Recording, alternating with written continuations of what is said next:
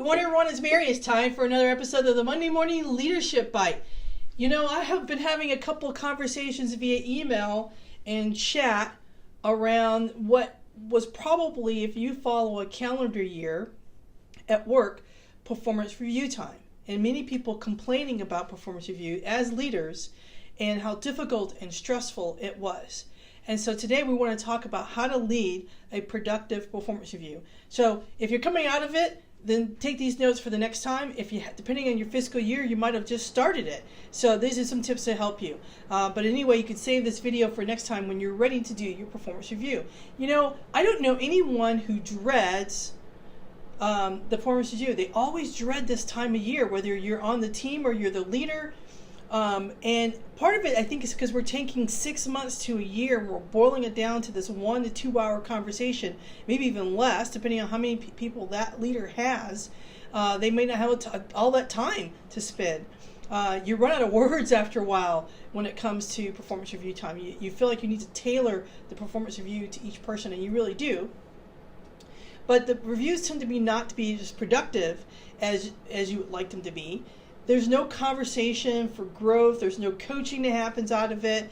As a matter of fact, studies show that people leave performance reviews, including the leader, they leave that performance review less engaged than when they came in, or less engaged than where they were. It's hard, it's time consuming. Most performance reviews are vague, they're not focused.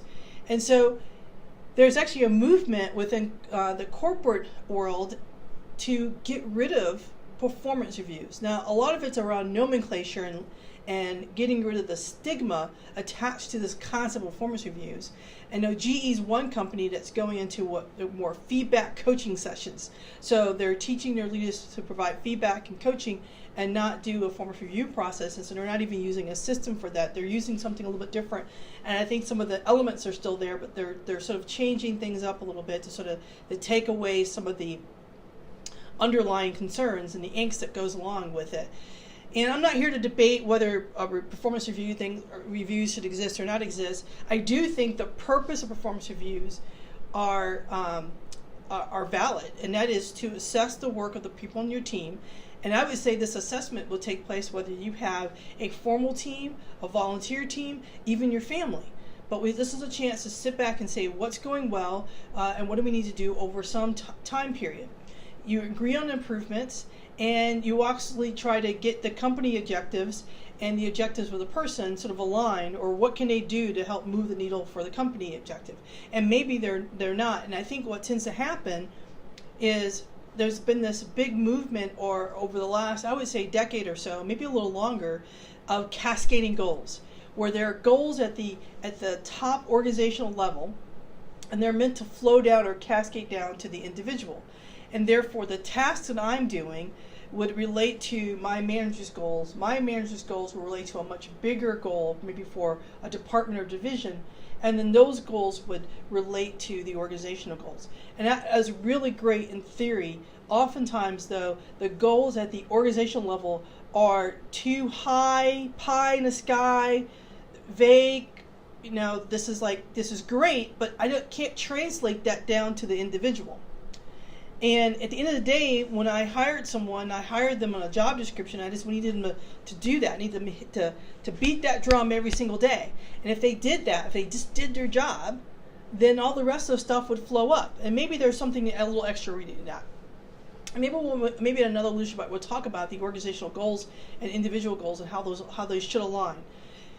But I think that's the problem, is I see these vague goals at the very top and they try to cascade down. So when you as a leader get to that review time, you're looking at the goal and you might not even sure if you actually knew what it meant. And so ultimately the conversation and how to have a stress-free performance review actually started when you wrote the goals to begin with. And yes, they need to be SMART goals. You've heard of specific, relatable, attainable, time-based.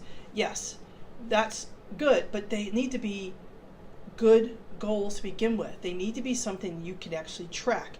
And I find that when we get to that quarterly or 6-month or yearly basis, whenever you do your reviews, you look at that goal and you go, well, this doesn't even really make sense. I don't even know how to track this.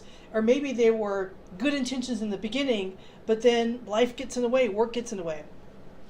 So So basically, we had to start with a plan. And if you didn't, let's say you didn't do that. These things are not set in stone. You have the ability to adjust goals if necessary.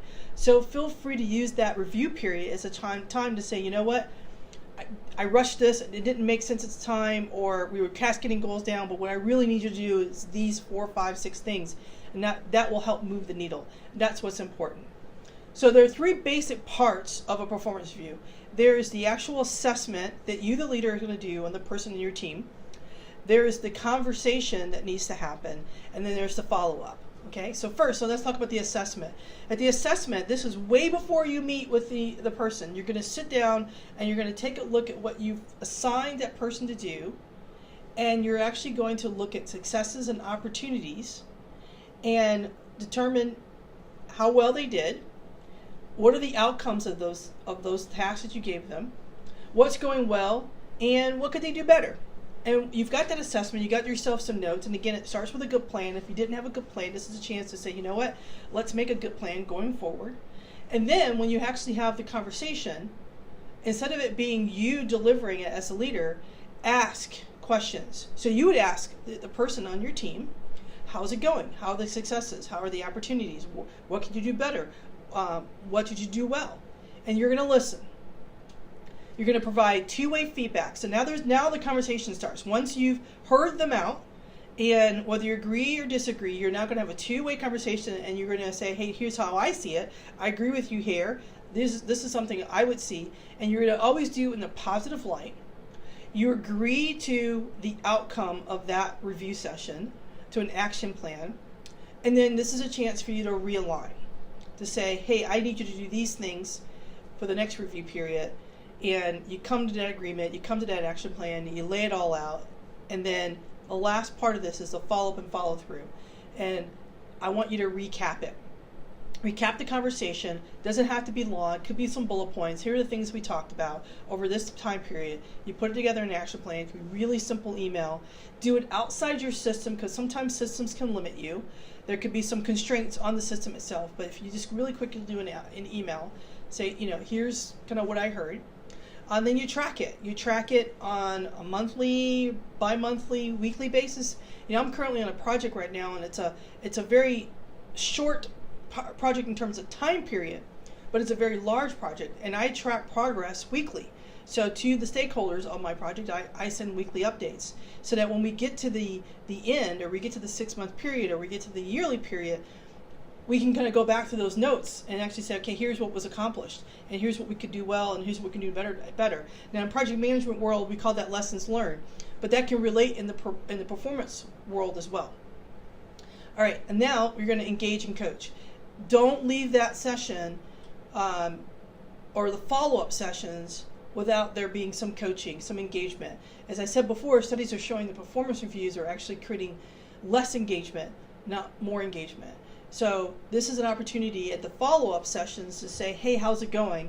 Check in, engage that person, ask them if they need any help, and coach them on what they're doing.